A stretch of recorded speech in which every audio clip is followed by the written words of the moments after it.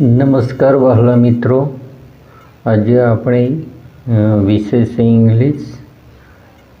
ઇંગ્લિશમાં આપણે ગ્રામર જોઈશું. તો ગ્રામરમાં મહત્ત્વનો પોઈન્ટ છે આર્ટિકલ્સ. તો આર્ટિકલ એન અને ધ વિશે ચર્ચા કરીશું. તમે આ ગ્રામરની સિરીઝમાં તમને અવનવા ગ્રામરના વિડીયો નાના મોટા તમને મળતા રહેશે. તો વેકેશનની અંદર તમારે જો ઇંગ્લિશ ગ્રામરની અંદર થોડું ઘણું શીખવું હોય તો અમારી ચેનલને સબસ્ક્રાઈબ કરજો. તમને વિડીયો ગમે તો લાઈક, કોમેન્ટ અને શેર કરજો. અને તમને ઉપયોગી લાગે તો ચેનલને સબસ્ક્રાઈબ કરજો. કેમ કે હવે તમારી પરીક્ષાઓ પતી ગઈ છે અને તમે હાલ ફ્રી હશો. તો આજે ગ્રામરથી તમને સ્પર્ધાત્મક પરીક્ષાઓ તેમજ તમે જો ભણતા હોય તો તમારા અભ્યાસક્રમમાં તમને ઉપયોગી થશે. તો ગુજરાતીમાં કહેવત છે ને કે કોકરે કોકરે પાળ બંધાય અને ટીપે ટીપે સરોવર ભરાય. તો આપણે દરરોજ થોડું ગ્રામર શીખીશું તો સારું એવું ઇંગ્લિશનું ગ્રામર આપણી પાસે હશે. તો ચાલો સ્ટાર્ટ કરીએ. આર્ટિકલ્સ એન અને ધ.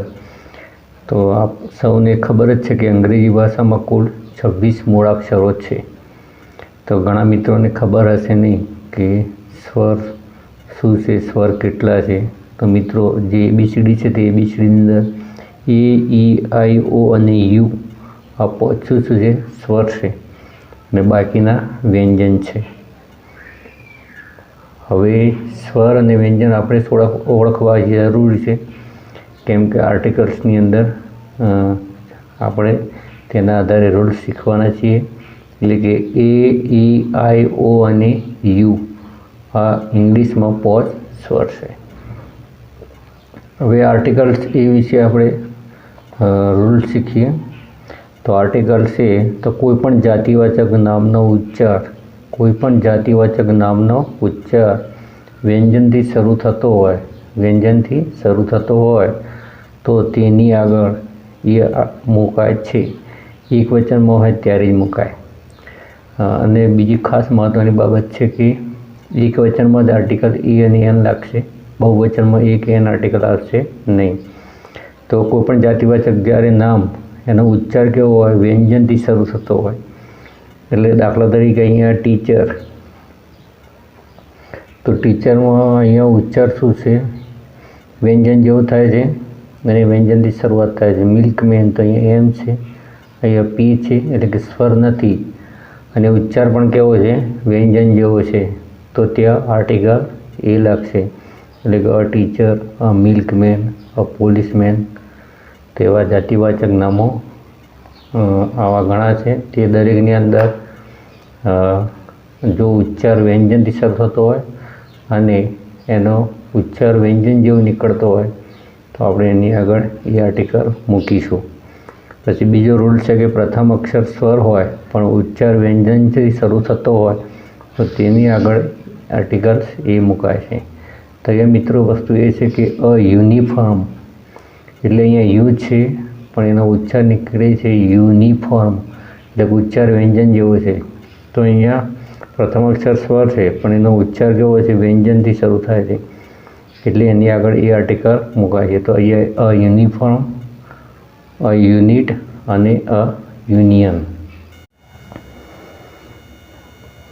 તો એ આર્ટિકલ વિશે તમને ખ્યાલ આવી ગયો હશે. હવે આપણે જોઈશું આર્ટિકલ્સ એન. તો કોઈ પણ જાતિવાચક નામનો ઉચ્ચાર સ્વરથી શરૂ થતો હોય તો તેની આગળ એ એન આર્ટિકલ મુકાય છે. એકવચનમાં જ આવે છે. તો આર્ટિકલ એ એન ક્યારે આવે છે? તો ઉચ્ચાર સ્વરથી શરૂ થતો હોય. કોઈપણ જાતિવાચક નામનો ઉચ્ચાર સ્વરથી શરૂ થતો હોય તો તેની આગળ આર્ટિકલ એ એન આવશે. તો મિત્રો, દાખલા તરીકે an inkpot, an orange, an umbrella. તો અહીંયા ઇન્કપોટ ઉચ્ચાર પણ સ્વર જેવો છે અને પહેલો અક્ષર સ્વર છે આઈ. પછી ઓરેન્જ, તો અહીંયા ઓ છે જેવું સ્વર છે. અમ્બ્રેલા, તો અહીંયા યુ છે. તો E, I, O અને યુ 5 સ્વરથી શરૂઆત થતી હોય જાતિવાચક નામની અને તેનો ઉચ્ચાર પણ સ્વર જેવો નીકળતો હોય છે તો એની આગળ આર્ટિકલ એન આવશે. પછી આગળ જોઈએ રૂલ્સ, તો પ્રથમ અક્ષર વ્યંજન હોય પણ ઉચ્ચાર સ્વરથી શરૂ થતો હોય તો તેની આગળ EN આર્ટિકલ આવશે. તો પ્રથમ અક્ષર વ્યંજન હોય પણ ઉચ્ચાર કેવો હોય? સ્વર જેવો. દાખલા તરીકે એન, હોનેસ્ટ નહીં પણ ઓનેસ્ટ બોલાય છે, એટલે કે એની આગળ આર્ટિકલ EN આવશે. તેવી રીતે ST બસ, તો અહીંયા S બોલાય છે, ST બસ, તો અહીંયા શું આવશે? આર્ટિકલ N આવશે. બોલાય છે, અહીંયા બોલાય છે, અહીંયા હોનેસ્ટ નહીં પણ ઓનેસ્ટ બોલાય છે. તો આવા જે જાતિવાચક જે નામો છે એમનો ઉચ્ચાર પ્રથમ અક્ષર વ્યંજન છે, ઉચ્ચાર કેવો છે? સ્વરથી શરૂ થાય છે, એટલે એની આગળ EN આર્ટિકલ આવશે.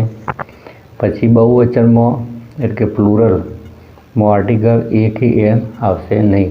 મિત્રો તમારે ખાસ આ બાબત ધ્યાનમાં રાખવાની છે કે કોઈ પણ જાતિવાચક નામ બહુવચનમાં હશે તો તેની આગળ આર્ટિકલ A કે N આવશે નહીં. તો A કે N ક્યારે આવશે? ફક્ત એક વચનમાં જ આવે છે. તેવી જ રીતે હવે આપણે જોઈએ આર્ટિકલ ધ. તો વિશ્વની એકમાત્ર ચીજ અથવા પદાર્થની પહેલાં ધ વપરાય છે. તો કોઈ પણ આપણા વિશ્વની અંદર એક જ ચીજ વસ્તુ હશે જે અથવા પદાર્થ હશે કે જે કુદરતી વસ્તુઓ છે અથવા પદાર્થો છે, તો તેમની આગળ શું મુકાય છે? ધ આર્ટિકલ મુકાય છે. તો ધ સન એટલે કે સૂર્ય એક જ છે, the sky, the earth, the moon. તો આ બધા જે એકમાત્ર ચીજ છે પૃથ્વી પર વિશ્વમાં, તેમની આગળ આર્ટિકલ ધ આવશે. તેવી રીતે સુપરલેટિવ ડિગ્રીમાં આર્ટિકલ ધ વપરાય છે. તો સુપરલેટિવ એટલે કે ધ લાસ્ટ પીરિયડ, પછી the cleverest girl, the biggest boy, તો EST પ્રત્યય લાગેલો હશે તેવા જે શબ્દો છે, એટલે કે સુપરલેટિવ ડિગ્રીમાં ધ આર્ટિકલ વપરાય છે. પછી ઐતિહાસિક ઇમારત કે ભૌગોલિક સ્થાનોના નામની પહેલાં ધ આર્ટિકલ્સ આવે છે. ઐતિહાસિક ઇમારતો કે ભૌગોલિક સ્થાનોના નામની પહેલાં ધ આર્ટિકલ્સ આવે છે. દાખલા તરીકે the Ganga, the Himalaya, the Taj Mahal. આ તાજમહેલ શું છે? ઐતિહાસિક ઇમારત છે. પછી હિમાલય શું છે? ભૌગોલિક સ્થાન છે. ધ ગંગા તો એ સૌથી મોટી નદી છે.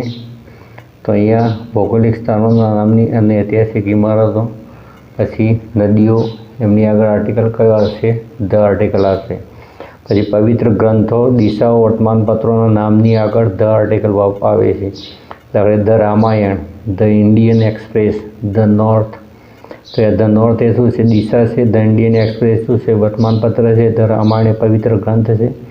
તો એ પવિત્ર ગ્રંથ છે, દિશાઓ છે, વર્તમાનપત્રો છે, તો એમની આગળ આર્ટિકલ ધ આવશે. ધ કુરાન, ધ ભગવદ્ ગીતા, તો એ પવિત્ર જે ગ્રંથો છે તેમની આગળ આર્ટિકલ ધ આવશે. કોઈપણ વસ્તુ, પ્રાણી કે પદાર્થની બીજી વાર વાત કરીએ ત્યારે તેની આગળ ધ આર્ટિકલ આવે છે. એટલે કે આપણે કોઈ પણ વાક્ય હોય તો પહેલાં જે વસ્તુની વાત કરી હોય તે જ વસ્તુની આપણે ફરીથી જ્યારે વાત કરીએ ત્યારે આર્ટિકલ ધ આવે છે. તો અહીંયા ધીસ ઇઝ એન ઓરેન્જ, એટલે કે આ નારંગી છે.